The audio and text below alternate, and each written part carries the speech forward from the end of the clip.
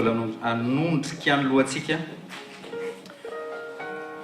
tsy hoe zay tsika voanomboka fa marina mihitsy ny teny zinjoro vavolombelona teo ny amin'ny hoe ianao ny rahana mba ho témoin tsy afaka mitémoigner ny zavatra tsy hainanao ianao toerana akaikinao tsy afaka dia rehefa n'izao kosa nefany a nomen'Andriamanitra hery ianao ahafahanao mitémoigner ary io hery io a dia herin'ny fanahy masina io herin'ny tenin'Andriamanitra io dao tsika hivavaka amin'ny teny indray a fa efa mifantoka tsara tsika zao efa tafiditra ao anatin'ilay éternité tsika aza mipenser amin'ny zavatra temporaire intsony aza mipenser an'izay zavatra mety olana satria sekoly ny famahana olana androany sekoly ny famahana olana fa rehefa miditra ianao anatin'ny éternité dia tadidio fa zay zavatra temporaire rehetra tsy mahazo miditra miaraka aminao zany mihitsy zany aminaran'i Jesosy vavaka tsika raha sarobidy avy amin'i Jesosy Père Saint, dans le nom de Jésus, sotra sy mankasitraka anao indray zay amin'ny fotoana androany nous te sommes reconnaissants pour le jour d'aujourd'hui. sotra anao zany amin'ny teny zay omenao anay Merci pour ta parole que tu vas nous donner, manafaka anay amin'izay lavaka ny anjeranay qui nous délivre de la force dont nous sommes tombés, tsy manasitrana anay rehetra qui nous guérit. sotra sy mankasitraka anao zany amin'ny fanahinao masina zay eto amin'ity toerana ity Nous te remercions pour le Saint-Esprit présent en ce lieu, ny tananao zay hitanay mahery eto ta main puissante, ny fanahinao zay miasa mahery eto ton esprit puissant qui agit. fa tsy tianao zay ho faly fotsiny eo amin'ny fanatrehanao Jesosy fa tianao mihitsy zay misy transformation misy fiovana Tu n'approuves pas que nous soyons seulement heureux dans ta présence, mais tu veux qu'il y ait une transformation dans notre vie. ka sy io indray ary Jesosy eo ambadika zao fampianarana zao ao école de solution ny olona tsiraray avy na ny ambadika ny radio na ny eto toerana Touche chacun de nous, Seigneur, à travers ta parole aujourd'hui, même ceux qui sont à l'écoute à la radio, mba azo ny anjaranay zay androany afin que nous recevions notre part aujourd'hui. fa fantatray fa ianao ny rainay ary ianao ny miahanay Parce que nous savons que tu es notre Père et que tu nous bénis. ary ianao ny mamaly vavaka anay Et c'est toi qui réponds à nos prières. sotra ny amin'ny teninao Merci pour ta parole, fa ny teninao dia fanahy sy fiainana parce que ta parole est esprit et vie. fanahy sy fiainana Esprit et vie. fanahy sy fiainana Esprit et vie. anaran'i Jesosy Au nom de Jésus. amen Amen. tenenao akaikinao hoe sambatra manana ny Jehovah-Andriamanitra Heureux celui qui a l'Éternel ho comme rainy Dieu et comme Père. amen Amen. sy tena sambatra zany ka za manokana olo dia sambatra tsy haiko nareo fa za aloha dia sambatra mihitsy Moi, manana ny personnellement, Jehovah je suis heureux d'avoir Dieu comme Père. amen Amen. tamin'ny larobitsika ho an'ireo zay mety tsy naharaka Mercredi, pour ceux qui n'ont pas été présents, mijerytsika momba ny ame nous avons regardé nous avons parlé de l'âme. zany hoe ohatrany hoe troisième personne atsika zany L'âme est la troisième personne. Andriamanitra zao le Père, le Fils et le Saint-Esprit Dieu, le Père, le Fils et le Saint-Esprit. samy manana manifestation andreo Chacun a sa manifestation. samy manana ny personnalité andreo Chacun a sa personnalité. samy manana ny andraikiny ndreo Chacun a sa fonction.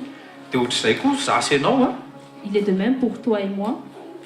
corps, âme et esprit Corps, âme et esprit. ny esprit manana ny rôlany âme manana ny rôlany ary ny corps manana ny rôlany L'esprit a son rôle, l'âme a son rôle et le corps a son rôle. ny âme dia voatery eo ampovoan'ny esprit sy ny corps L'âme est entre l'esprit et le corps. ary io no manatanteraka ny tsara na manatanteraka ny ratsy eo amin'ny fiainan'ny olona anankiray Et c'est l'âme qui fait le mal ou le bien dans la vie d'une personne. amen Amen. marka 8:36 raisy ny baibolinareo Marc chapitre 8 verset 36. Marc 8 verset 36 tonga dia vakiko amin'ny teny frantsay mba tsy handingana sony fa ianao zay mila azy amin'ny teny gasy raiso any anatin'ny raisonoty Marc 8 verset 36 Marc 8 verset 36 naran'i Jesosy car quel profit y aurait-il pour un homme s'il gagne le monde entier et qu'il perde son âme misy verbe anankiroa nampiasain'i Jesosy io gagner et perdre Jésus a utilisé deux verbes, gagner et perdre. haitsika tsara mihitsy ny dikan'izany ny ray zany mahazo dia ny ray tsy mahazo Dans le premier, il s'agit d'un gain et dans le deuxième, il s'agit d'une perte. eto ambon'ny tany misy choix foana ny olona soit choix migagner ça na choix me perdre. Sur cette terre, nous avons toujours le choix entre le choix pour gagner ou le choix pour perdre. Dia ny zavatra mahagaga teto a zavatra mahagaga teto a le migagner ny tenenin' Jesosy hoe inona ozy izy miprofit anao raha migagner anao a ny amin'ny zavatry ny tany. Et Jésus ici a expliqué sur le fait, sur le profit à gagner le monde. À gagner le monde. Dia nataonao en parallèle amin'iny hoe ton âme sera perdue. Et en parallèle, Jésus avait dit que si une personne gagnait le monde, il allait perdre son âme. Zany hoe misy profit zany a azonao eto ambony tany fa ho an'ny nofinao iny fa misy profit tokony ho saintsainao andro manalina ho an'ny aminanao le izy ny tena marina. Jésus était en train d'expliquer comme quoi le profit des choses du monde n'est pas plus important que le profit que nous devons avoir en notre âme.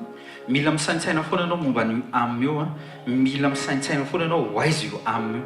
Nous devons toujours prendre conscience de notre âme et de nous poser la bonne question, où ira notre âme? Jerentsika eo a hoe ny esprit makaiza ny âme makaiza ary ny corps makaiza. Aujourd'hui, nous allons expliquer où ira l'esprit, où ira l'âme et où ira le corps. Manana ny direction ny daholo reo. Manana ny direction ny daholo reo. Chacun aura sa direction. Raisonne verset 37 dia hozy izy indray Jesosy Marc 8 verset 37 ou que donnerait un homme en échange de son âme. Inona ozy izy ny afaka échangenao ny amin'ny amanao tenenina akaikinao tsisy. Tu ne peux échanger, tu ne peux rien échanger avec ton âme. Zao nefa mivavao mafaly a Jesosy efa nipaye an'le izy. La bonne nouvelle est que Jésus a payé le prix de ton âme. Amen. Tsy misy afa-tsy ny fiainan'Andriamanitra no afaka mividy ny fiainanao. Il y avait eu que la vie du Fils de Dieu qui a pu acheter la vie de ton âme. Amen. Raisonao tsy zay tenenao akaikinao hoe atao amin'ny sekoly koa hoe À l'école, mitaky cahier il faut avoir un cahier dia mitaky stylo. et il faut avoir un stylo.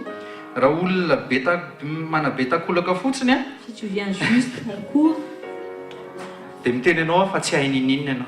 tu ne sauras rien. Tena miteny anao a be da be ny nanao expérience reo tenenina Beaucoup ont akaikinao fait dia leur anao fantatro. expérience. Tamin'ny voalohany ianao hoe tsy nandray note mihitsy tadidiko. Beaucoup au début n'ont pas pris de notes. Si, ils se reconnaîtront. Hainy tsara mihitsy zany tamin'ny voalohany ny fa mahay haiko zany. Rehefa tonga amin'izay ny problème mandefa SMS ainga. Quand les problèmes viennent, on envoie les SMS à pasteur parce qu'on n'a pas noté. Aiza moa le misy an'le ohatr' zao. Tonga moment évangélisé, aiza moa le mot ohatr' zao. Aiza moa le verset ohatr' zao. Tena akaikinao hoe baiboly matevina. La Bible est un livre épais. Tsy tafiditra daholo. Ça va pas, tout ne va pas entrer dans ta So dia tête. averinareo fa hoe inona fa manana noty a manana noty a ozy izy da tolaza teo hoe misy moment passena ao amin'ny endroit secret Il y a des moments où nous devons passer en endroit secret. seul à seul avec le Saint-Esprit zany io a azonao an'le rema azonao an'le tenin'Andriamanitra mba hahafahanao mamafy an'le izy. Afin que tu puisses recevoir la révélation de la parole de Dieu et après tu puisses la partager. Mandrositsika ary raha le tenin' Jesosy teo zany dia efa mahatonga sainantsika Marc 8:37 teo hoe tonga dia tsoro mihitsy ianao tsy havidiny aminanao mandrakizay. Jésus a affirmé directement que jamais tu ne peux racheter ton âme. Tu ne peux pas racheter toi-même ton âme. Tena soaty tsy haiko nataonao ahoana fa tena soaty dia tadidio zay zavatra zay. Mety androany any ianao mahary an'izay teny zay dia mety tsy hary an'izay tsony mandrakizay. Rappelle-toi de cette affirmation que toi-même tu ne peux pas racheter la vie de ton âme. Hitantsika eo amin'ilay verset 36 ihany keo dia niteny Jesosy fa ninona zavatra hitanao maso zao dia tsy havita racheter any aminanao ihany keo. Et Jésus a bien précisé que qu'importe les richesses que nous puissions voir sur cette terre, aucun ne pourra racheter la vie de ton âme. eto zany dia raisinoty ty raisinoty koa ty Prenez note. ataoko ny tonga dia en français izy même la valeur de l'univers ne peut acheter juste une âme ao a tsika eto zany zao dia efa misy ny ao ambadiky ny radio dia matetika ozy izy ny ao amin'ny teknika hoe eo amin'ny 60aine eo a eo amin'ny 100 eo zany tsika zao manaraka mba eritreretany hoe une âme ny vide l'univers aloha izy Jesosy tsy mahavidy une âme. Jésus est en train de nous dire ici que même tout l'univers entier ne pourrait racheter la vie d'une âme. Androany zany dia ho hitantsika tsara mihitsiny ara-pahafantarana fanahy masina amintsika mihitsy hoe combien de c'est quoi inona zany ataoko amin'ny teny gasy izy satria tsy afaka mandika izy inona les valeurs dia ohatrany ahoana ny lanjany les significations ny vian'ny Christ. La parole de Dieu ici est en train de nous révéler combien, quelle est la valeur de la vie de Christ. Ny antsoina hoe âme perdue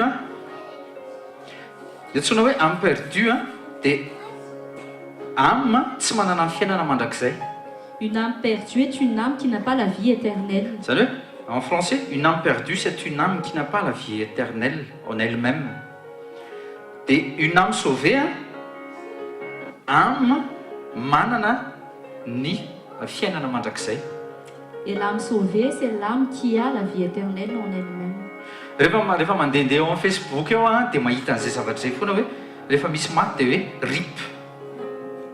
La plupart du temps, quand je surfe sur Facebook, je vois quand il y a des gens qui meurent et les gens sont pressés de mettre RIP. Indrindra moa fa hoe acteur le maty zay dia RIP ao izy les chrétiens. Surtout quand il s'agit d'une célébrité, les chrétiens se pressent pour dire RIP. Repose en paix ozy izy zala. Dia eto zao teny andrany akaikinao électrochoc. Il n'y a point de repos en enfer. Il n'y a point de repos en enfer. Matthieu 11, verset 28-29. Matthieu 11, verset 28-29. Jésus lui-même m'a dit, venez à moi, vous tous qui peignez et êtes lourdement chargés. C'est qui nous peigne? C'est Satan. Et c'est qui nous équipe lourdement avec la charge? C'est Satan.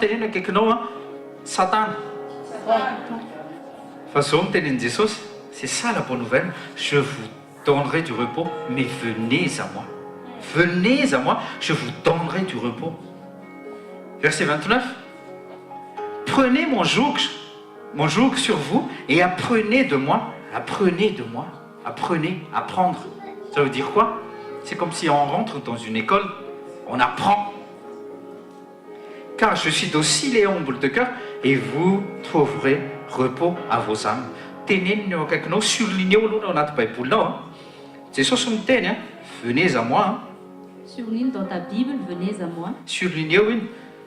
Dia tonga dia le verset farany verset 29, vous trouverez repos à vos âmes. Mifanaraka reo venez à moi et vous trouverez repos à vos âmes. Tous ceux ou celles qui ne viennent pas à Jésus n'aura jamais de repos. Ao anaty baibolinareo zany. Ka tsy en faisant rip un peu partout, 1000 j'aime, rip, ny ahatonga an'ilay olona azo repos. Ce n'est pas parce qu'on écrit RIP par-ci par-là que ça veut dire que l'âme aura son repos. Amen. Tonga dia andingantsika.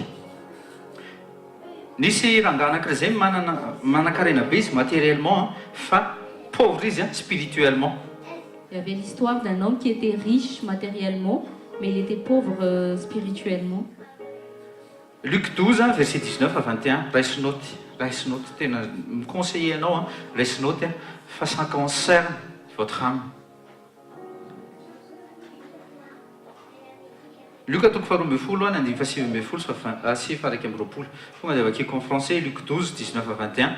Et je dirai à mon âme, âme, tu as beaucoup de bien amassé pour beaucoup d'années. Prends tes aises, mange, bois et sois joyeux. Mais Dieu lui dit, surligne bien, c'est Dieu qui dit là, toi insensé, cette nuit, ton âme te sera requise.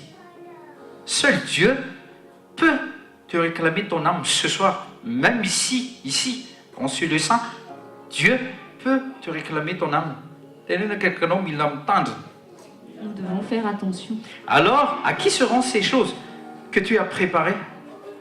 Ainsi, en est-il, verset 21, ainsi en est-il de celui qui amasse un trésor pour lui-même et n'est pas riche envers Dieu. Dis à ton voisin, il vaut mieux être riche en Dieu. Amen. Quand on nous demande, on a une riche matériellement, oui. Enfin, premièrement, riche en lui.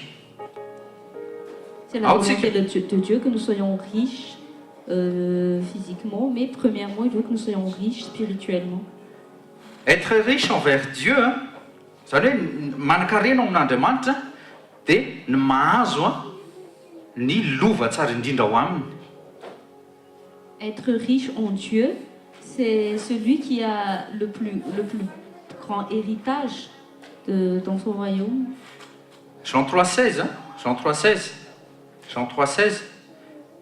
Jésus a dit, car Dieu a tant aimé le monde qu'il a donné son seul Fils engendré, afin que quiconque croit en lui ne périsse pas, mais ait la vie éternelle ou la vie immortelle. Tena kaikinao efa areko zany teny zany. Fa androany tena hisy lanjany aminao io. Amen. Hitantsika teo zany hoe, hitany révéleny Jesosy antsika teo hoe, combien a coûté toutes les âmes sur cette terre.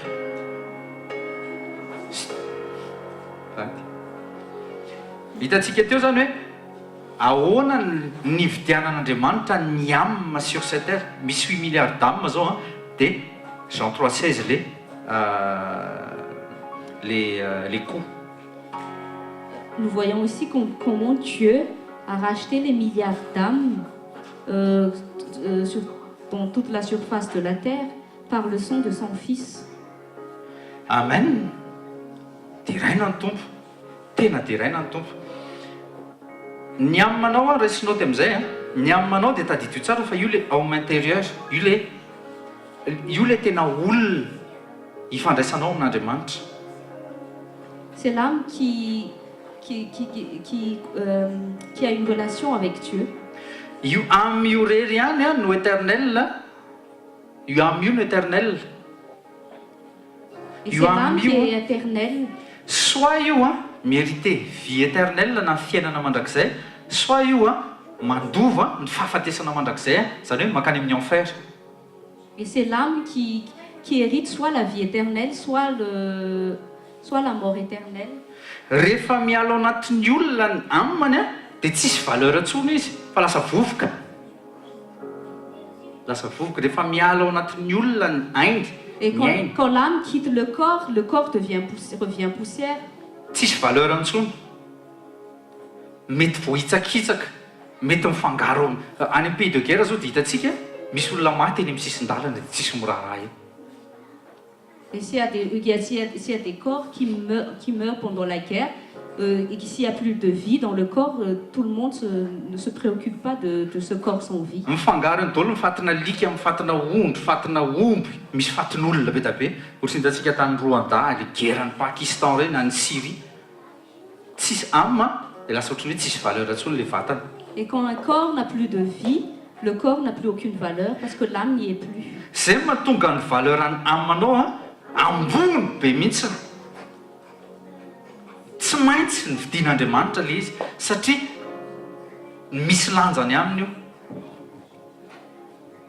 Asa valiana intsony. Tonga dia toizitsika.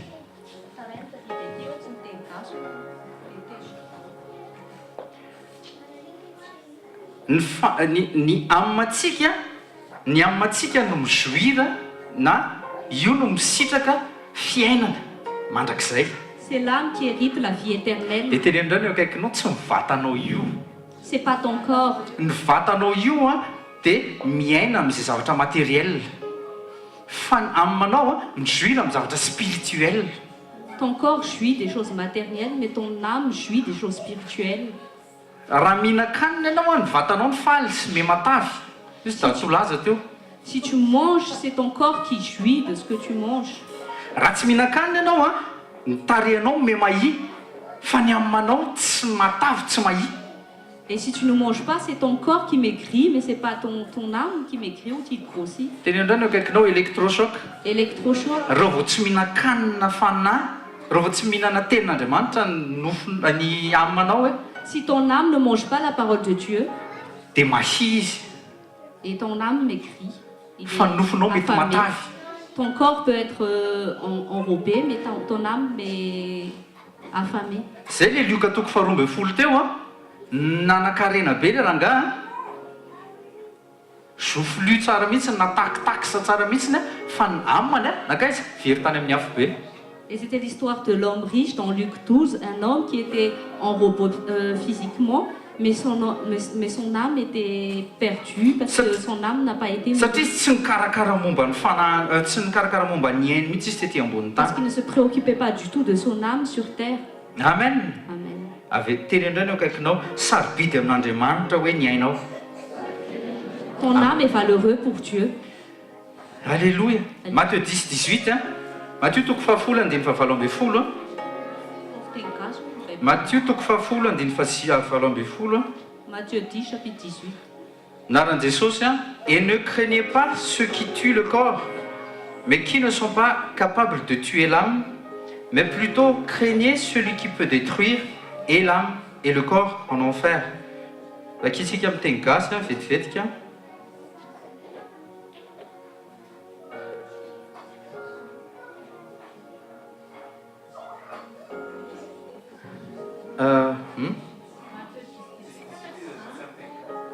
Et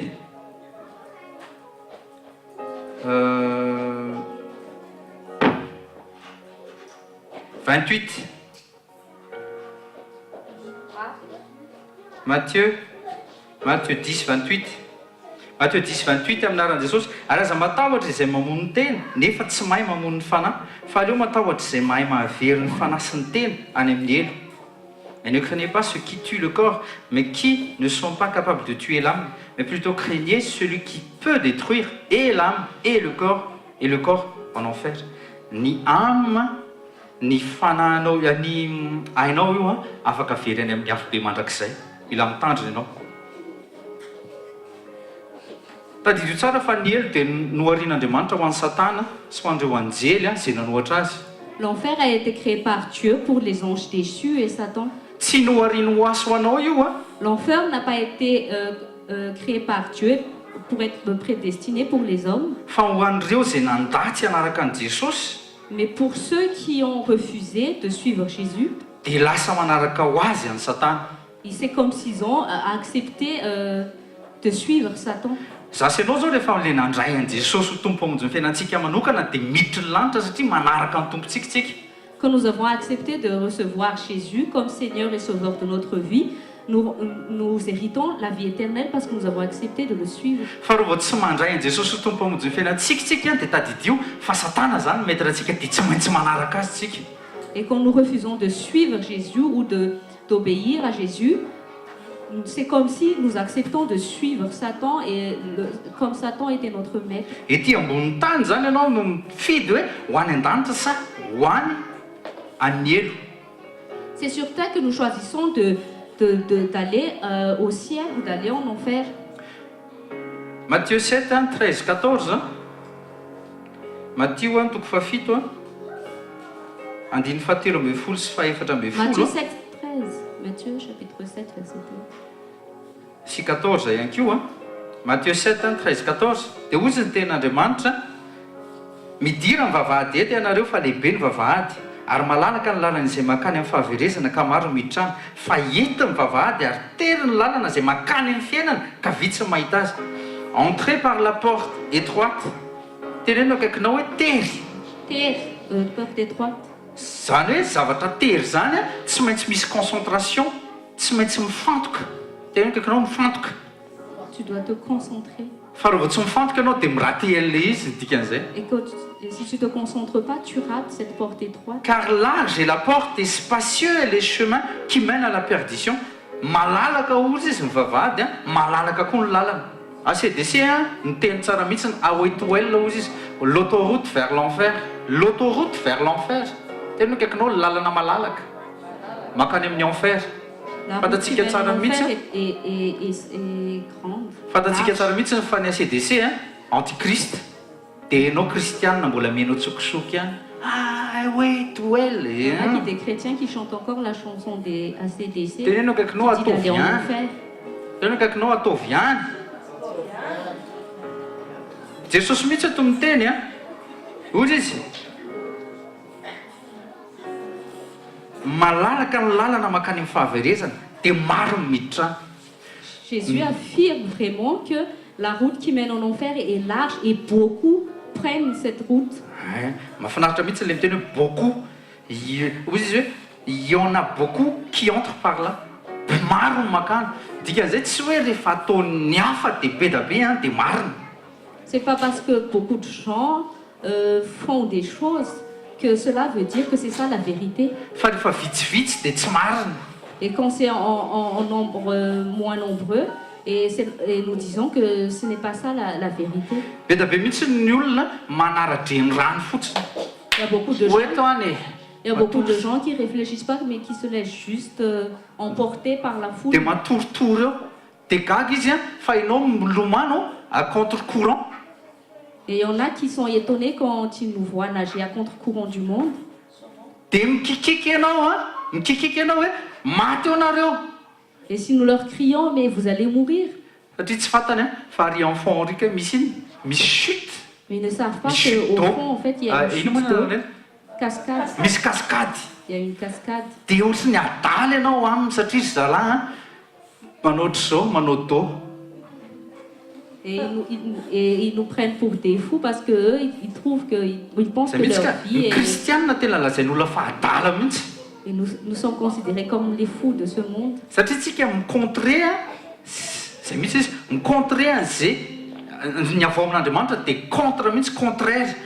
Raisinao ny avao amin'Andriamanitra dia contraire ny zavatra ny tany mihitsy ny zavatra amin'Andriamanitra. Et les gens nous trouvent fous parce que notre principe de vie est vraiment contraire à celui du monde. Tenenindreo kaikinao électrochoc. Ny lalanareo tsy mba lalaka. Ao anaty baibolinareo zany. Ny sainanareo koa tsy mba fisaina koa Mon chemin n'est pas votre chemin et votre mentalité n'est pas la mienne. Fa rehefa mandray ny fanahy masin'Andriamanitra anao dia ohatry ny Paoly. Zay manana amin'ny fisainan'i Kristy. Mais quand nous recevons le Saint-Esprit, nous sommes Paul et nous pouvons dire que nous avons la pensée de Christ. Izy dia ozy izy zahay koa mino dia miteny tahaka ny Kristy dia miasa tahaka ny Kristy dia valable amin'izay ilay tenin'ny Kristy hoe hanao asa zay minao izy dia hanao asa lehibe nozary izy. Manao ny asa ozy izy zay ataoko dia mitohy ilay asa dia manao ny asa lehibe nozary izy. Et nous pouvons même accomplir des œuvres plus grandes que le Seigneur Jésus a fait sur terre. Amen. Jesosy miteny Jean 14:6 Jaona toko fa 14 ny andiny fahaeniny. Jean 14:6 Jaona toko fa 14 andiny fahaenina. Ozy izy Jesosy izaho no lalana sy famarinana ary fiainana. Tsy misy olona makany amin'ny ray. Tsy misy olona makany amin'ny ray afa-tsy amin'ny alalako. Teneniny eo akaikinao afa-tsy amin'ny alalano. Jesosy niteny tamintsika teo amin'ny Matthieu 11 venez à moi, vous allez retrouver le repos pour vos âmes. Mahazo ny fitsarana amin'ny ainareo nareo na amin'ny fanahinareo koa ianareo izy. Amen. Jésus affirme qu'il n'y a pas de chemin à part lui qui mène vers le Père. Et il avait dit tout à l'heure que aucun ne peut racheter la vie de son âme de par autre chose que par sa propre vie. Hitantsika zany teo tamin'ilay lesona teo Luka toko 12 teo Nous voyons dans Luc chapitre 12. Le mpanan-karena miteny hoe iteny amin'ny fanahiko aho izy je dirai à mon âme. Iteny amin'ny fanahiko hoe mitsara fa efa nanangona be ianao fa zao ozy izy Andriamanitra takiko amin'izay io androany. Et le riche pensait qu'il pouvait parler à son âme et décider pour son âme. Mais Dieu s'est mis en colère et lui a dit que maintenant même je vais reprendre ton âme. Matoa Jesosy ny tena amin'ny Jaona toko 4:14 io hoe tsy misy afa-tsy amin'ny lalako zaho izy ny lalana raisinaoty. Si Jésus affirme qu'il n'y a aucune autre alternative que lui qui mène au Père, Dia mila mino an'izay zany ianao hoe izy ihany ny lalana. nous devons donc croire que seul Jésus est le chemin. Faharoa ny teny koa izy izao izy ny fahamarinana.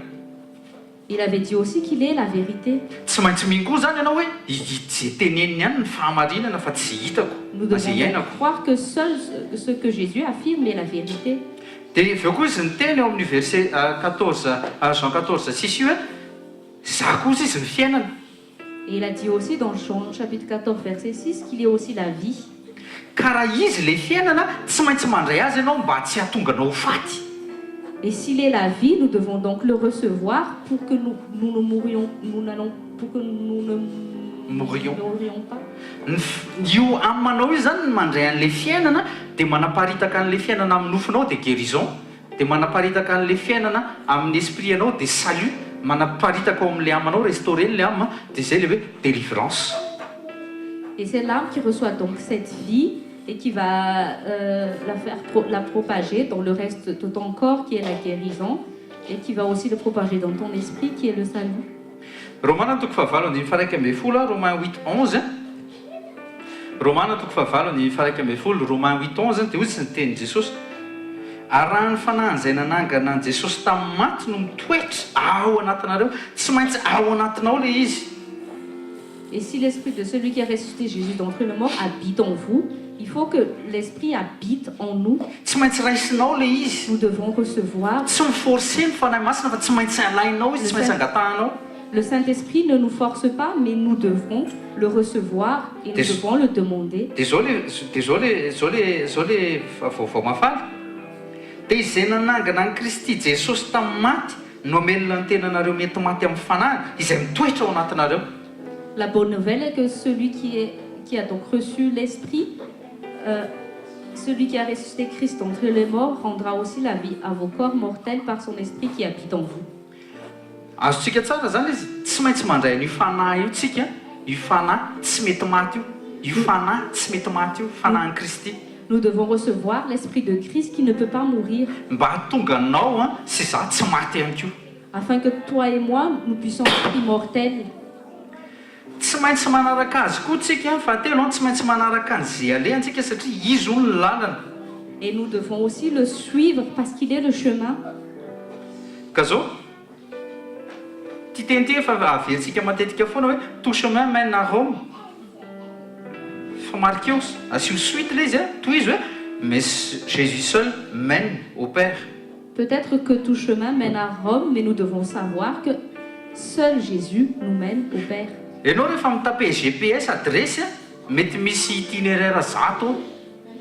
Quand nous tapons des adresses sur le GPS nous propose plusieurs itinéraires. Fa ho an'ny amanao no an'ny fanahinao rehefa mitape GPS ianao hoe ciel. Jésus valiny eo. Mais si spirituellement, si tu tapes dans le GPS spirituel pour aller au ciel, il y a qu'une seule alternative qui est Jésus. Ary tsy hainao mihitsy ny mahatonga le izy fa tsy maintsy manaraka amin'ny fanahy masina anao satria ny fanahy masina hitarika anao any amin'ny ciel iny. Et seul cet esprit peut te conduire sur le chemin de Christ. Hiditra vetivetika amin'ilay tapany faharoa ary tsika izay le mbola tapany voalohany sy efa misy idirana amin'ilay tapany faharoa fa ilay tapany faharoa hiditra momba resaka momba ny rahan'i Jesosy tsika. En deuxième partie, nous allons parler du sang de Jésus. Tadidio tsara fa amin'io na amin'io haitsika io no miraikitra ny fahotana. Le péché s'attache sur l'âme. Tsy mipetaka amin'ny nofo izy satria tonga vovoka. Le péché ne s'accroche pas au corps parce que le corps va devenir poussière. Ary tsy mipetaka amin'ny esprit izy na amin'ny fanahy satria io fanahy io verina amin'Andriamanitra. Il ne peut pas non plus s'attacher à l'esprit parce que l'esprit revient à Dieu. Fa ny amina ny solian'ny Satana mba hahatonga an'io aminao io tsy mandova ny lanitra fa mandova amin'ny fahafatesana mandrakizay mandova ny elo. Et Satan veut souiller notre âme pour nous empêcher d'aller au ciel, mais pour que l'âme va en enfer. Zay amima zany a na zay aina tsy voasasany rahan'i Jesosy dia maloto mandrakizay eo mason'Andriamanitra. Et l'âme qui ne sera pas purifiée par le sang de Jésus héritera l'enfer. Satria ao amin'io rahan'i Jesosy io ny azotsika an'io aina io ihany koa. Et c'est dans le sang de Jésus aussi que nous recevons la vie. Rehefa diovin'i Jesosy amin'io raha io tsika dia voafafa ny helokontsika. Quand Jésus nous lave par son sang, nos péchés sont effacés. Ne seront pas effacés. Dia zao a Hébreu 8 sy Hébreu 9, devoir de maison raisinoty. Hébreu 8 Hébreu 9 momba ny raha ny raha voalohany indrindra tany amin'ny testamenta taloha raha ny biby. Dans l'Ancien Testament, le sang des sacrifices était le sang des animaux. Dia ozy izy Paul, ozy ny fanahy masina matsemy Paul ao anatin'io a hoe ny raha ozy izy dia natao nandrakotra fotsiny. Et le sang des animaux ne pouvait que couvrir le péché. Surligné ao zay hoe nandrakotra. Nanafina fotsiny a ny fahotana teo mason'Andriamanitra. Ça ne pouvait que couvrir le péché devant les yeux saints de Dieu. Zay natonga an'Andriamanitra nitaky isa-taona tonga ao amin'ny tempolo ny olona. C'est pour ça que chaque année, Dieu réclamait le sang des animaux afin que le peuple venait devant son temple. Tonga ny olona zany mitondra biby à sacrifier zany a dia tapahana dia alatsadrahana dia tonga ny mpisorona dia mitondra an'iny raha iny miprésente an'iny raha iny eo amin'ny atrehan'Andriamanitra. Dia hoy izy Andriamanitra ndana amin'izay afafazo le raha dia mivoaka iny mpisoro iny a dia mamafy raha dia rakotra mandritry ny heritaona. Surligné ao zay mandritry ny heritaona. Rakotra mandritry ny heritaona fotsiny le péché dia mila renouveler zay mila atao isa-taona. Le peuple venait apporter les animaux à sacrifier aux sacrificateurs et les sacrificateurs tuaient les animaux et récoltaient le sang et le propageaient sur tout le peuple afin que tout le péché du peuple soit couvert durant une année. Juste une année, hein? Et il fallait que le peuple renouvelait ce sacrifice chaque année. Dis à la personne à côté de toi, c'est la bonne nouvelle. Testamenta vaovao e. Dans le Nouveau Testament, Jesosy le ondry. Jesosy le zanak'ondry. Jésus est l'agneau. Izy le sorona indray mandeha tsy miverina intsony. Il est le sacrifice ultime qui ne se renouvellera pas. Tsy misy sacrifice takian'Andriamanitra intsony a. Tsy misy raha takian'Andriamanitra intsony. Dieu ne réclame plus de sang. Satria io raha io mamafa ny heloka. Parce que le sang de Jésus efface tous les péchés. Ancien Testament, tamin'ny testamenta taloha mandrakotra le izy. L'Ancien Testament le sang dans l'Ancien Testament ne faisait que couvrir le péché. Fa le Nouveau Testament mamafy. Mais dans le Nouveau Testament, le sang de Jésus effaçait tous les péchés. Tenez-nous akaikinao hoe mifatoho tsara. Dis à la personne à côté de toi, concentre-toi bien. Fa ho an'ny famonjam-panahinao ty hoe. C'est pour le salut de ton âme. Jaona toko voalohany andiny fafito ka hatramin'ny fasivy. 1 Jean 1, 7 à 9. 1 Jean 1, 7 à 9. Jaona voalohany toko voalohany andiny fafito ka hatramin'ny fasivy. Fa raha mandeha eo amin'ny mazava tsika dia takazo eo amin'ny mazava. Dia manana firaisana isika ary ny rany Jesosy zany no manadio antsika ho afaka amin'ny ota rehetra. Mais si nous marchons dans la lumière comme il est lui-même dans la lumière, nous avons cette affiliation l'un avec l'autre. Et le sang, surligné indray io, et le sang de Jésus-Christ, son Fils, nous nettoie de tout péché. Rany Jesosy mamafy. Teneny hoe mamafy. Le sang de Jésus. Rany Jesosy mamafy. Le sang de Jésus efface. Tenisy mpanompon'Andriamanitra zay a, tsy fampiana fahalalana le izy. Il y avait un serviteur de Dieu en manque de connaissance. Je ne suis pas en train de critiquer.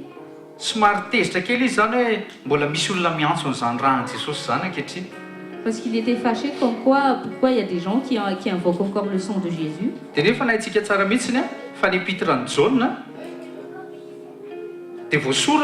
taoriana nitsanganan Jesosy tamin'ny maty.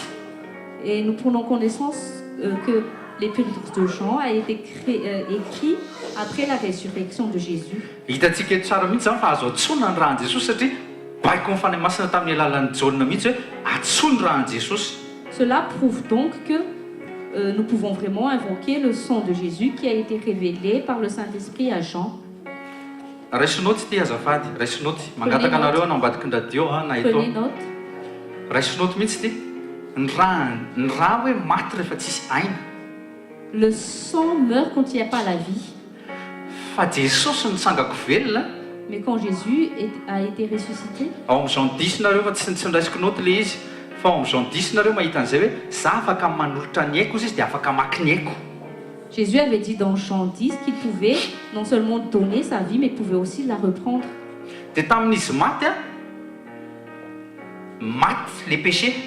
Et quand il est mort, le péché est mort avec lui. Dia tamin'ny tsangana izy nandresy ny fahafatesana mandrakizay izy. Et quand il a été ressuscité, il a vaincu sur la mort éternelle.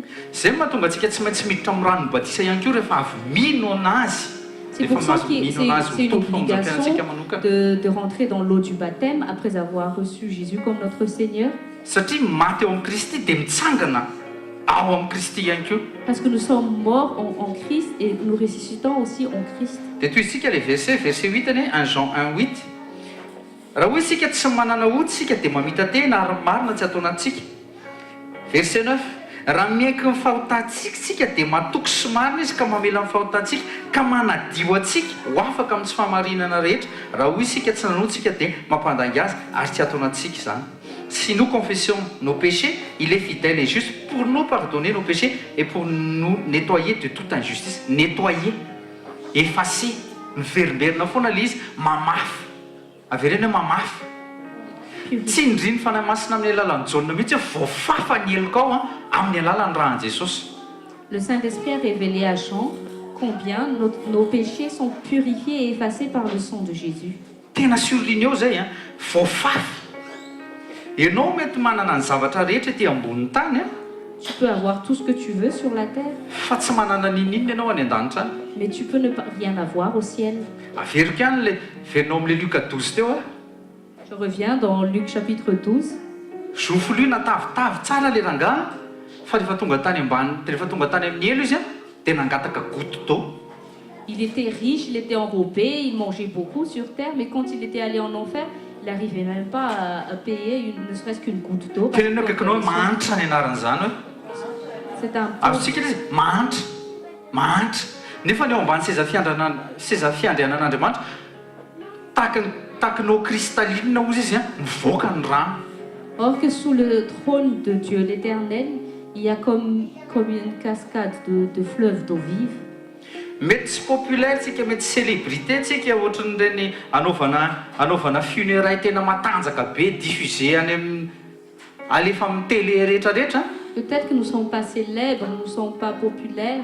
Peut-être que nos funérailles ne seront pas diffusées dans tous les télés du monde entier. Mety tsy mausolée na dia venana ny nofontsika ity Peut-être qu'on peut ne pas être enterré dans une mausolée. dia tenenina akaikinao mahereza hoe Dis à la personne, fortifie-toi, fa namanao hoe mandova ny lanitra. parce que ton âme mérite la vie éternelle. Raha zay ny essentiel amin'ny Jésus, tokony zay koa ny essentiel amiko sy aminao. Si c'est ça qui est essentiel pour Jésus, c'est doit être ça qui doit être essentiel pour nous. Raha mba hananako mausolée apa-milliardaire dia hananako mausolée ny androm-piainako eto zany farahita indrindra. Si notre but est de juste avoir une mausolée pour enterrer notre corps, nous sommes les plus pauvres. Azafady somary miteny anarana kely Berlusconi zao dia nandany mausolée anazy plusieurs tany amin'ny 500 millions d'euros any mausolée efa vita andevenana azy. Tenenao kaikinao tsisy dika an'izany. Cela n'a aucune signification. Amin'ny Jesosy arozy izy hoe nareo izy izy madio taky ny fasana ety ivelany fotsy fa ao anatiny izy sady maimbo ny fiain'ny taolapaty. Jésus avait dit qu'il y a des gens qui sont comme blancs, comme les tombeaux, mais à l'intérieur, ça n'est plus que le corps des morts. L'évangile, tena profitiavana faratapony mihitsy ny évangile.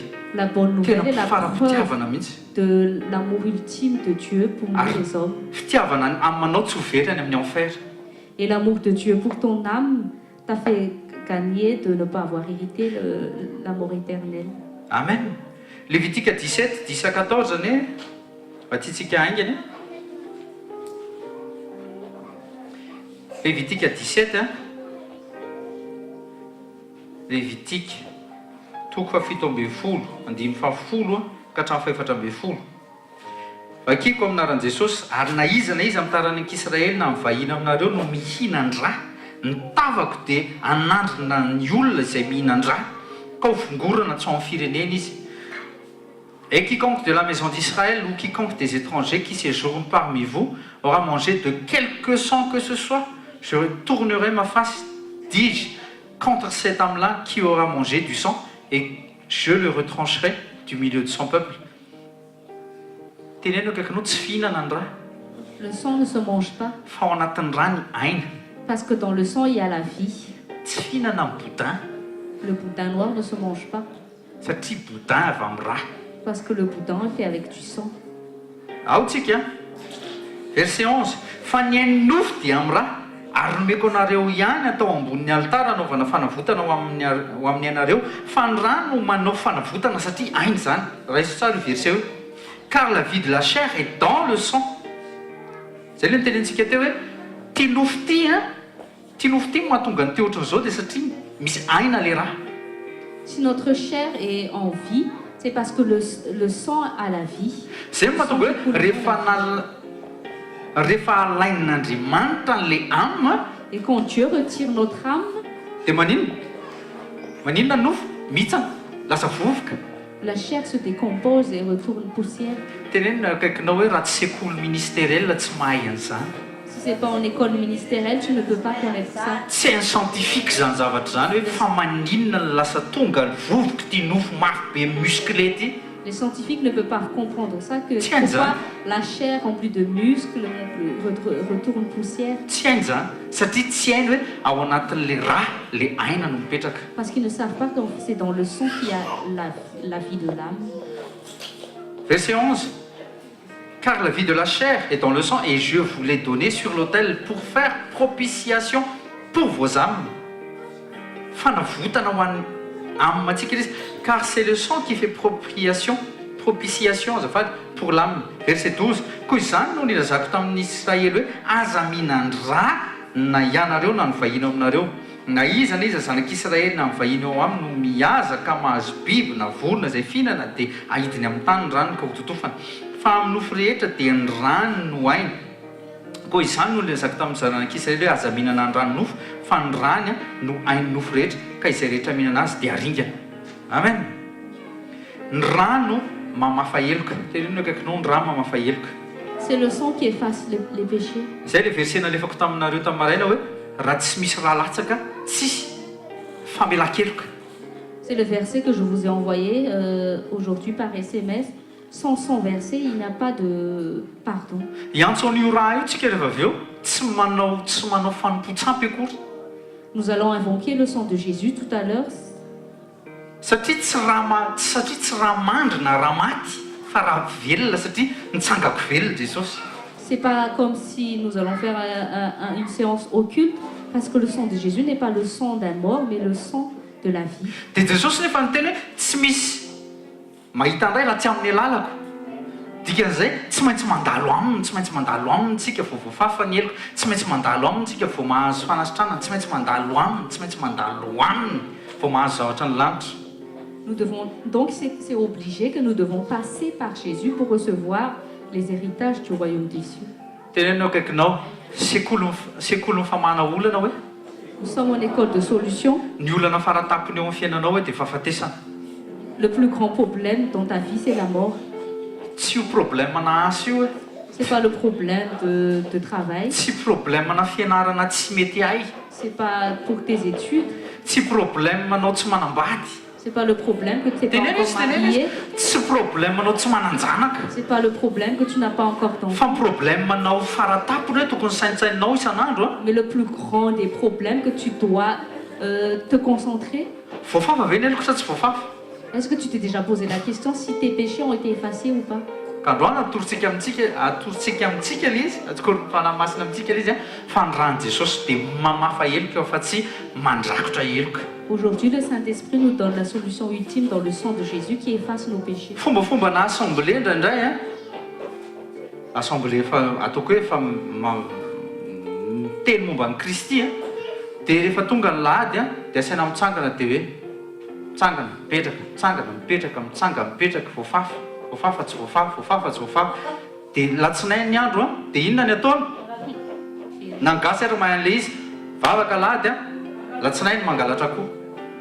Il y a beaucoup d'assemblées qui ont juste pour coutume de venir en assemblée le dimanche. On leur demande de se lever, de s'asseoir, que leur péché a été effacé, mais qu'en sortant de là, ils reprennent toujours leur péché. Dia verina indray amin'ny lahady. Et ils reviennent le dimanche pour soi-disant recevoir le pardon. Mbola fitenenao akaikinao dia raisinao tokoa dia ampianarin'ny olona mbola fisainana ancien testamentaire zany fisainana testamenta taloha zany. C'est une mentalité de l'Ancien Testament. Misy fisainana vaovao sokafan'Andriamanitra eo amin'ny fiainanao androany. Aujourd'hui, Dieu va renouveler ton intelligence. Fisainana nouvelle testamentaire. Une mentalité du Nouveau Testament. Oui, androany rehefa hihinana ny rahan'i Kristy sy hihinana ny nofony dia voafafa ny heloko voafafa. Aujourd'hui, quand je vais manger le corps du Christ et boire son sang, mes péchés seront effacés. Dis à Jésus que je reçois ça avec la foi aujourd'hui. Tu n'es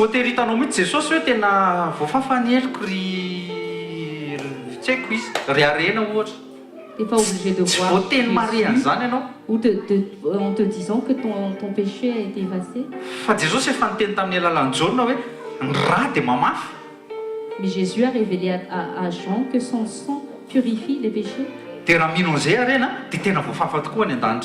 Et si tu crois vraiment en ça, tes péchés seront effacés. Toi aussi, tu dois croire à cette vérité. Et si jamais Dieu redemande la vie de ton âme, ny charbon na alohananao anaty eau-de-javel na lokonao fotsy mainty foana no anatiny. Le charbon, quoi que tu fasses avec lui, même que tu mettes de l'eau de javel, il ne peut pas blanchir. Fa misy olona nahita hoe fanovana ny lokon'ny charbon dia mila dora.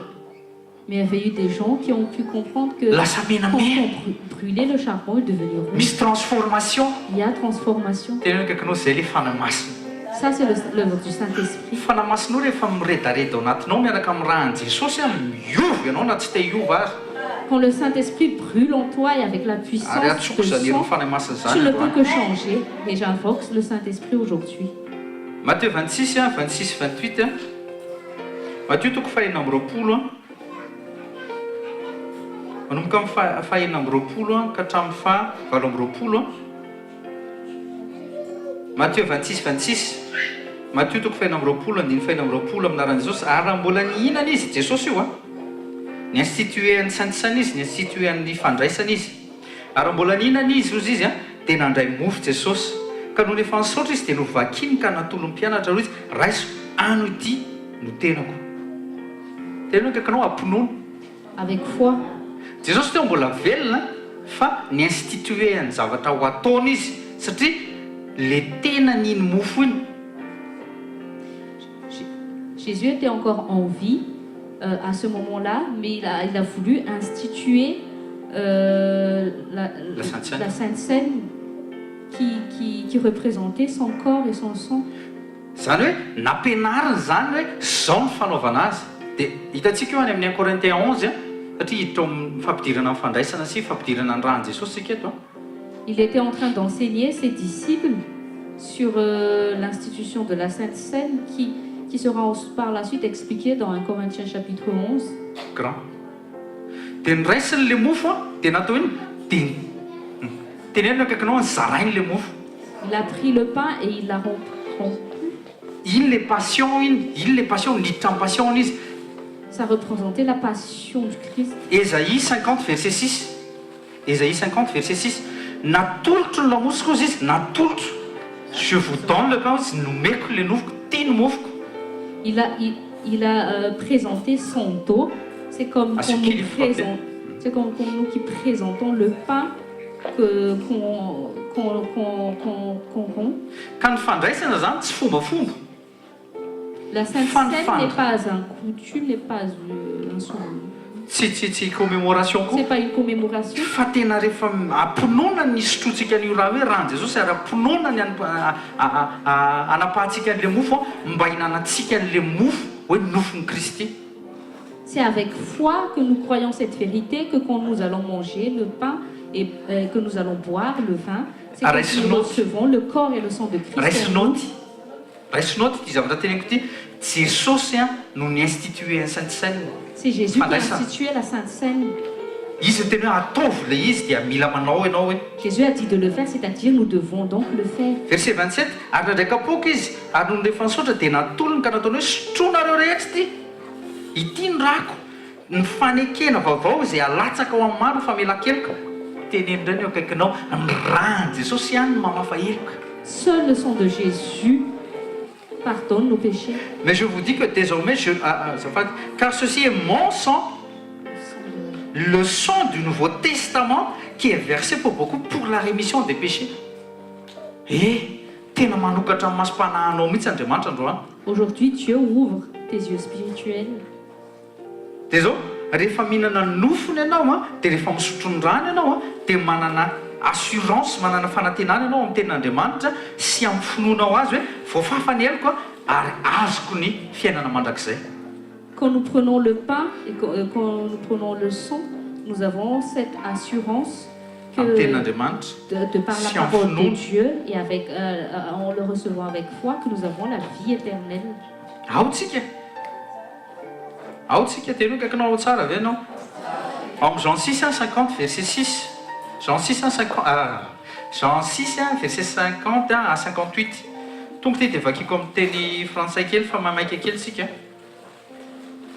Zao no toko fahenina andimy fa dimapolo ka hatramin'ny valo amin'ny dimapolo. Raisinaoty izy dia vakio amin'ny baibolinao gasy rehefa avy eo fa mamaika amin'ny fotoana.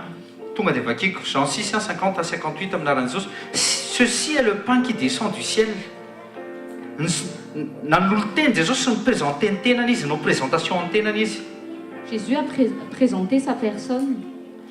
Ceci est le pain qui descend du ciel afin qu'un homme puisse en manger et ne pas pour mourir aussi. Verset 51. Je suis ce pain vivant qui est descendu du ciel. Izaho izy le mofo velona nidina avy any an-danitra, tsy manan-tsony. Fa zaho mihitsy le mofo velona hozy Jesosy.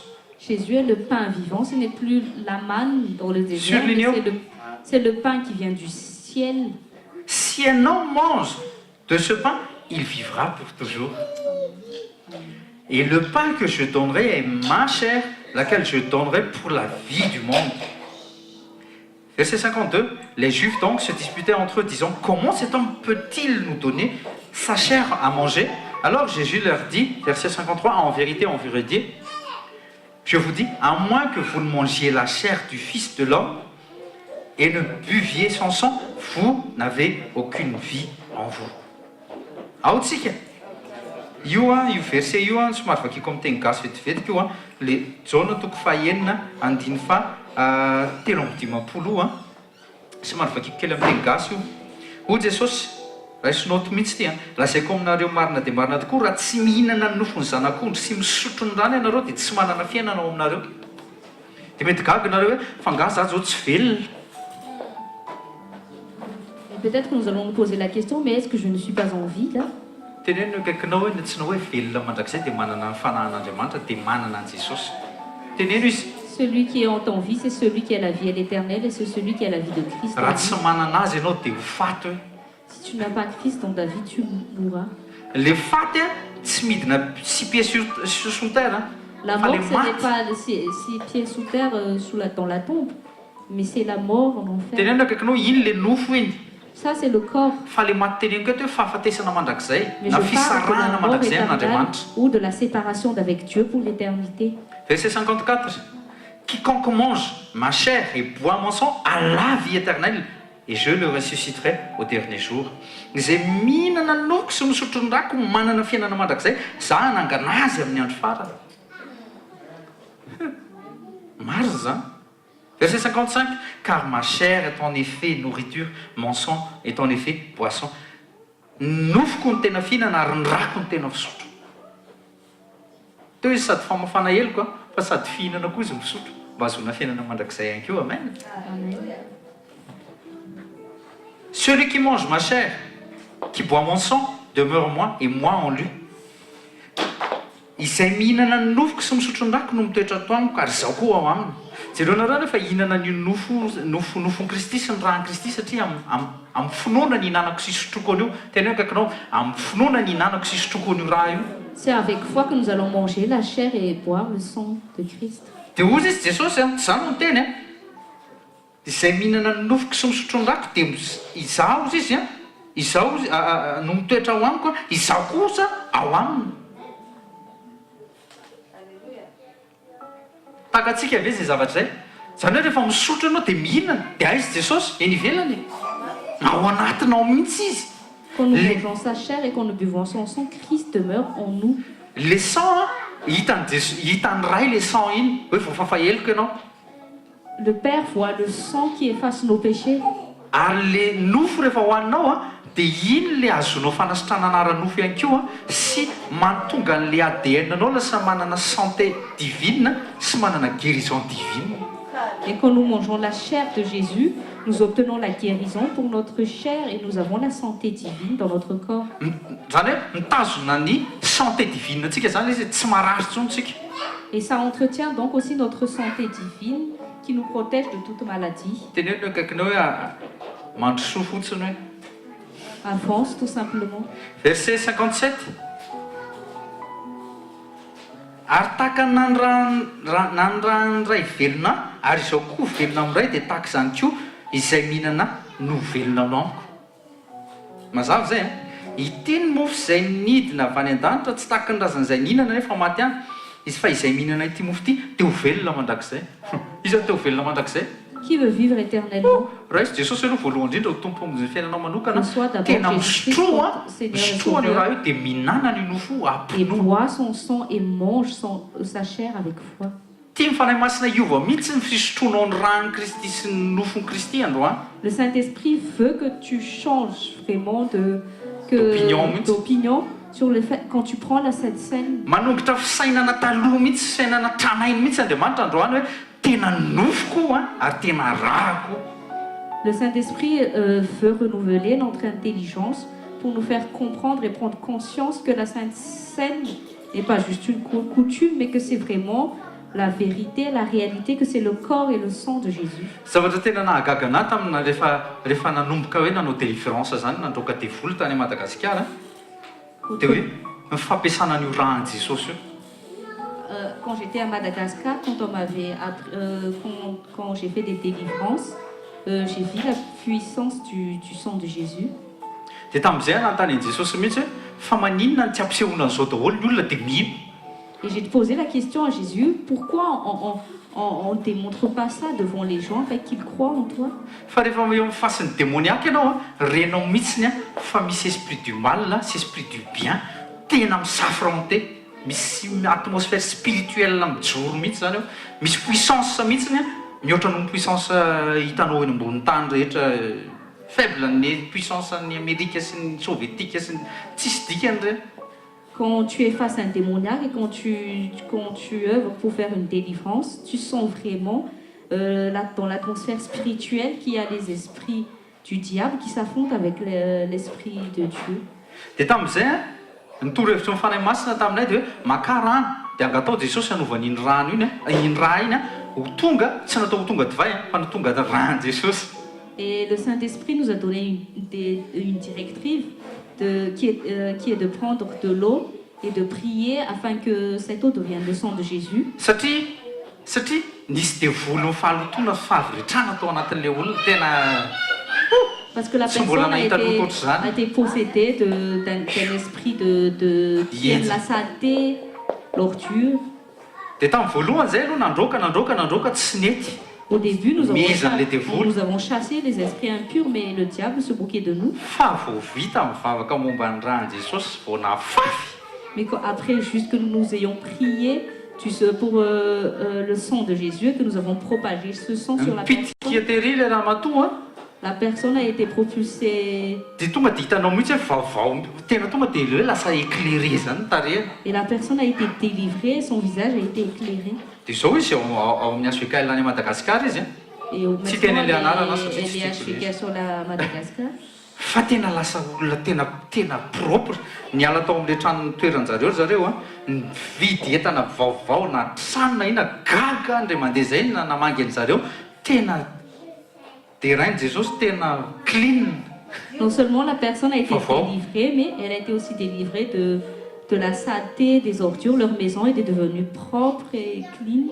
Nanomboka tamin'izay no tena nahafantarako hoe ay tena misy herika ty rany Et Jesosy. depuis ce jour, j'ai pris conscience de la puissance du sang de Jésus. Ake velona ny rany Jesosy ary azo atsoky satria velona Jesosy mandrakizay satria ressuscité izy tsangako velo izy dikan'izay tsy miantsoantso foana. Et que depuis ce jour, j'ai compris pourquoi on pouvait invoquer le sang de Jésus, parce que Jésus est ressuscité pour l'éternité, que son sang est vivant. Korintiana voalohany a miomantsika miomana tsara amin'ny foanao. Korintiana voalohany toko fahaenina andiny faharoapolo 1 Corinthiens 6, chapitre, verset 20. hoy izy ny ten'Andriamanitra ao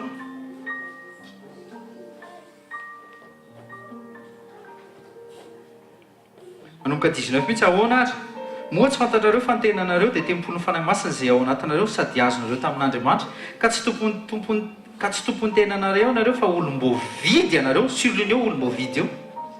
Soulignez manque la la phrase, zane, vous avez Andriamanitra été amin'ny tenanareo. racheté à un grand prix. Glorifiez donc Dieu dans votre corps et dans votre esprit. Amin'ny teny frantsay izy amin'ny verset 20 vous avez été acheté à un grand prix. Maninona à grand prix. Totsika marka 8 verset 36-37 ozy Jesosy hoe na l'univers aloha izy tsy mahavita amin'ny maray dia nefa nety Jesosy miteny hoe voavidy daholo izy ny fiainany amin'ny olona rehetra. Jésus a racheté l'âme de tous les hommes par son sang. Raisinaoty zany fa ny aminao dia nividiany Jesosy. Jésus a racheté ton âme par son sang. Tenenao akaikinao tena mino ve ianao fa Jesosy velona. Est-ce que tu crois vraiment que Jésus est ressuscité? Dia tenenao akaikinao tokony mino koa zany ianao fa velona ny rano. Tu dois aussi donc croire que son sang est vivant. Amen. Amen. Ozy izy le Jaona voalohany toko voalohany andiny fahafito le sang de Jésus-Christ nous purifie de tout péché. Tena hipurifie antsika Andriamanitra androany. Dieu va nous purifier aujourd'hui. Amaranantsika azy tena amaranantsika azy raisinaoty Pour finir, Ecclésiaste 12:7 spidapitsika Ecclésiaste 12:7 mpitoroteny toko faharoa folo andiny fahafito.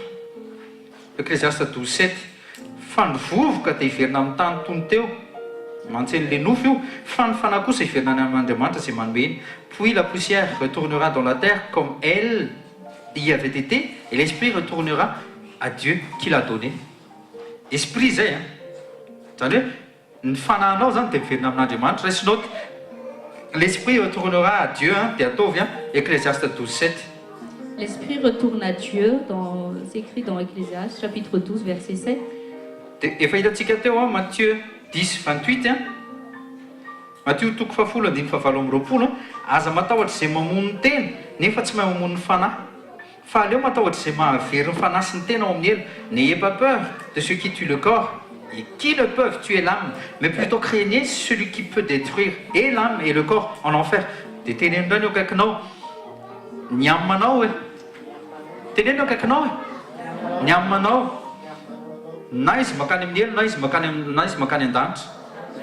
Ton âme, soit il ira au ciel, soit il ira en enfer. Dia fahatelo Genesis toko fahatelo andiny fahasivy ambin'ny folo. Genèse, chapitre 3, verset 19. Genesis toko fahatelo andiny fahasivy ambin'ny folo. Ny fahatsembohan'ny tavanao no azonao hanina mandra-piverinao any amin'ny tany. Fa ny tany nanalana anao vovoka ianao ary hiverinao amin'ny vovoka indray ianao. À la sueur de ton visage, tu mangeras du pain jusqu'à ce que tu retournes au sol. Car de lui tu as été pris, car tu es poussière et tu retourneras à la poussière. Qui zany? Jereo ny akaikinao tenena akaikinao na tianao na tsy tianao hoe Que ça te plaise ou pas, miantitra ito nofo ito. ta chair doit... Ny zavatra vitanao tamin'ny vingtaine d'années tsy vitanao trentaine tsy vitanao quarantaine tsy vitanao cinquantaine tsy vitanao soixante-dizaine tsy vita. tsy vitanao zany. Tu ne peux pas faire les choses que tu t'arrivais à faire avant. Androany zany dia mivelabelariko tahaka ny velabelary Mosesy ao amin'ny Deutéronome 30 Deutéronome 30 manomboka verset 11. Deutéronome 30 manomboka verset 11 à 19 fahalohany hamakitsika azy dia zao. Andriamanitra tsy miforce anao ity azy. Dieu ne te force pas à l'aimer. Tenenao akaikinao Andriamanitra tsy miforce. Dieu ne force pas. Fanomeny anao safidy hoe. Mais Dieu te donne le choix. Safidy izay tsy afaka ataony eo amin'ny placenao hoe. Dieu ne peut pas choisir à ta place. Ny olona manana libre choix tadidio tsara. Fa ny L'homme a conseil un libre choix, mais Dieu te donne un conseil. ny conseil dia avy amin'ny fanamasina. Le conseil vient du Saint-Esprit. Mbola miaraka amintsika fanamasina mila mitandrina ianao. Le Saint-Esprit est encore parmi nous, nous devons. Averiko farany alohany hamakitsika an'io dia ahitra amin'ny fandraisantsika. Tadidio tsara fa ny évangile, ny evanjely dia tena amory fo. Tena teneny kosa amory fo de ce Dieu pour l'homme. L'évangile représente, décrit l'amour fou que tu as pour nous les hommes. Satria ny sacrifieny satria natolo ny zanany ho famonjena azy ho anao. Parce qu'il a donné son fils pour que toi et moi soyons sauvés. Mazava amintsika amin'izay le Jean 3:16 tena mazava. Za kosa tena sura tamin'izaho nahazo an'ity tena hoe zao tena azoko amin'izay le Jean 3:16. Zay vao tena azoko. Taloha izy taty Natalia azonao vao vakianao le teny, ozy izy taty mita koa teo vao vakinao le teny anaty baiboly fa tsy mirévélé aminao izy koa da atolaza teo atambatra le témoignage satria tena zasy anao ohatr'izany mihitsy. Fa rehefa misy connaissance, misy révélation mipoaka le izy.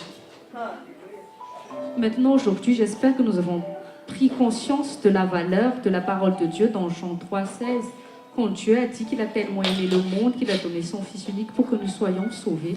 Manasa anareo ara hitsangana dia andao hamaky an'ity Deutéronome 30:11 ity fa ny masina mampamaky anahy an'ity. Je vous invite à vous lever et nous allons lire ensemble le Deutéronome chapitre 30 manomboka verset 11 à 19. à partir du verset 11 jusqu'au verset 19. Dia tenenino akaikinao Mosesy mety tsy eto. Peut-être que Moïse n'est plus là, Fa ny fanamasina tao Mosesy hoe eto amintsika. mais le Saint-Esprit qui était dans Moïse est Dia io fanamasina io mbola manambara androany. et c'est ce même Saint-Esprit qui nous révèle aujourd'hui. Ndao miara-maky tsika amin'ny teny gasy ny hamakitsika azy. Lisons-le ensemble.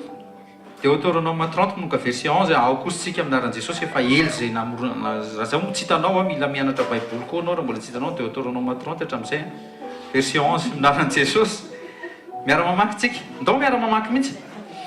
1, 2, 3 fa izao lalàna izao izay andikako anio dia tsy saro-patarina aminao ary tsy lavitra.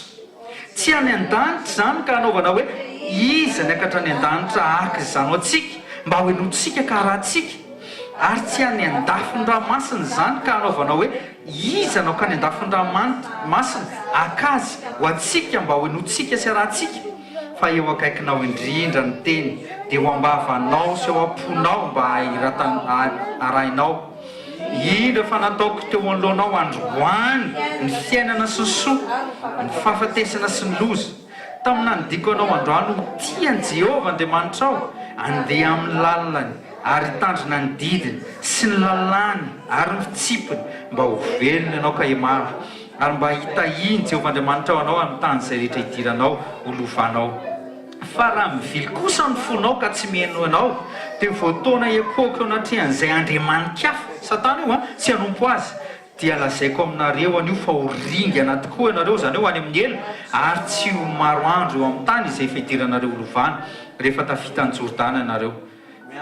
Anahy amin'izay ty miantso ny lanitra sy ny tany aho io vavolombelona aminareo reo fa efa nataoko teo anoloanao ny fiainana sy ny fahafatesana sy ny fitahinana sy ny fanozonana, ko mifidiana ny fiainana re mba ho velona ianao sy ny taranakao dia ho tian'i Jehovah Andriamanitra ao ianao ka hian'ny feony sy hifikitra aminy. Fa izany no fiainanao sy hamaroany ny andronao mba honenanao ao amin'ny tany izay nianan'i Jehovah Abrahama sy Isaka ary Jakoba razanao omenao azy. Amen. Akipio masonao dia andao vavaka ray masina aminaran'i Jesosy. Père Saint, dans le nom de Jésus. Misaotra anao ny amin'ny teninao. Merci pour ta parole. Masina ny teninao. Sainte est ta parole, marina ny teninao. vérité est ta parole. Ny ranonao rery ihany no mamafa ny eloka.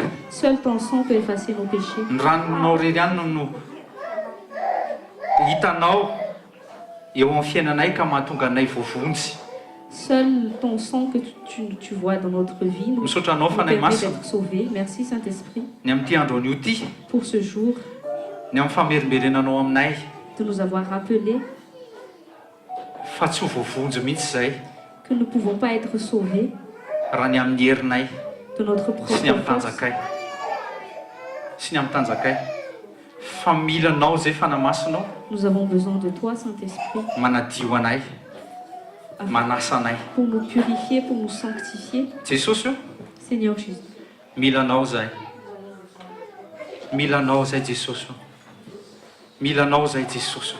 Atsovy ny rano Jesosy, atsovy sahady ny rano Jesosy, akipio masonao dia aza misalasala, atsoy ny ranao. Raha ohatra ianao ka mbola tsy nandrainy Jesosy ho tompo hamonjy ny fiainanao manokana, ndao hiara-merina mihitsy sika tsirairay avy, ndao hiara-merina. Asandrato ny tananao havanana, asandrato ny tananao havanana dia ataovy amin'ny tananao havia fonao aza menatra. Fa décision personnelle le izy fa ho fantatrao amin'ny amin'ny manaraka hoe inona ny antony anaovanao azy. Dia avereny zao vavaka zao, Jesosy reko ny teninao, misaotra anao ny amin'ny teninao, fa ianao le mofo nylatsaka avy any an-danitra, ary ny rano rery ihany no mamafa ny eloko. Jesosy diovy aho, sasao aho amin'ny rano sarobidy fa tsy afaka monjy ny tenako aho. Sokafo masom-panahiko fa nay masina, tarito amin'ny fahamarinanao aho, tarito aho fa nay masina, fa very any amin'ny fisafidim-poko.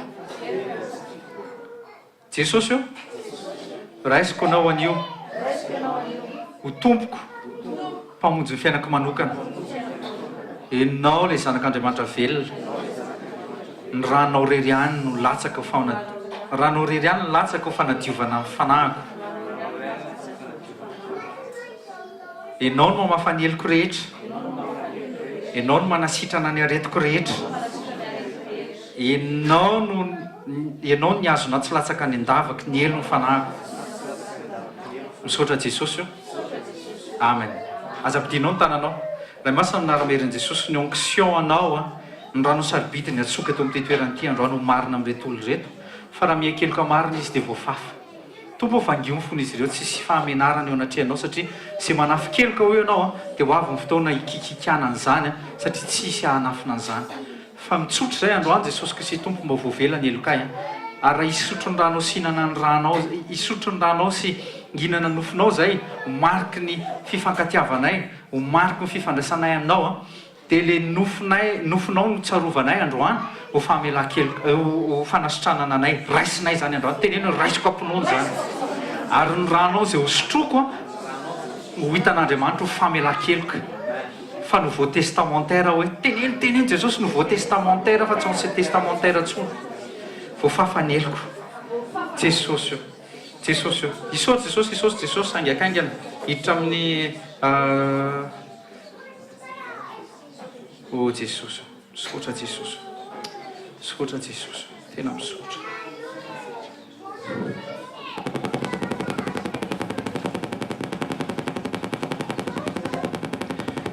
Misotra Jesosy,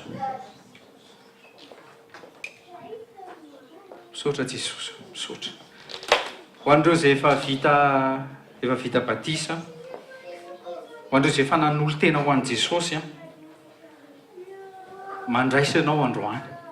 Mandraisa androany dia raiso mihitsy le nofon'i Kristy, ampinoana hoe nofon'i Kristy, même ADN amin'ny Kristy amin'izay ianao androany. Raiso le rahan'i Jesosy fa io no hitan'ny ray, io le mamafany heloka. Andehana amin'ny anaran'i Jesosy zareo. Mivavaha ianao, mivavaha eo amin'ny toerana misy ianao, mivavaha. Azavarim-bariana.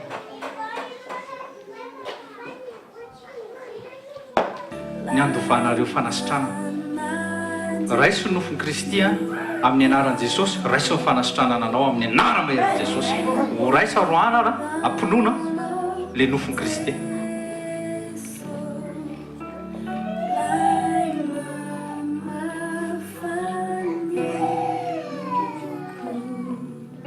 fanasitranana anao amin'anaran'i Jesosy.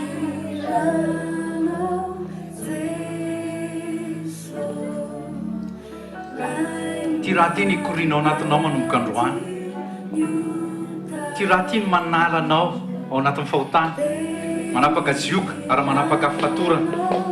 Raisy ty rahan'i Jesosy ty sotroy fa io no hitan'ny ray ahafahan'Andriamanitra, ahafahan'i Jesosy hijoro avoakanao amin'izay manomboka eo anatrehany, manomboka androany eo anatrehany Satana izy hijoro, fa hoe olona voadio ianao ary olona nouveau testamentaire. Raisy ny rahan'i Kristy dia sotroy, dia raisy fa voavela heloka ianao. Izy mamela ny heloka ao, raisy fa sotroy amin'anaran'i Jesosy.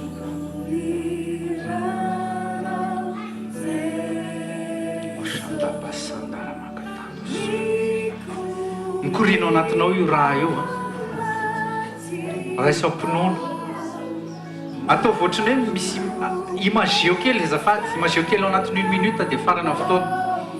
Imageo kely fa manova ny ADN-anao Andriamanitra, ary manova ny fotom-pisainanao, manisy fovavao anatinao izy dia manisy fanavavao anatinao. Dia fataro izy. Isaky mivavaka anao manomboka androany dia manana antoka fa zanak'i Jesosy ianao. Manana antoka amin'ny anaram-berin' Jesosy. Manana antoka amin'ny anaram-berin' Jesosy. Amin'ny anaram-berin' Jesosy. Amen. Raha io misaotra anao zahay ny amin'ny fanatrehanao androany. Misaotra indrindra fa voavela tokoa ny heloka ary famantarana androany fa iray aminao zay. Misaotra indrindra ihany koa ny amin'ny fanasitranana fa volombelona.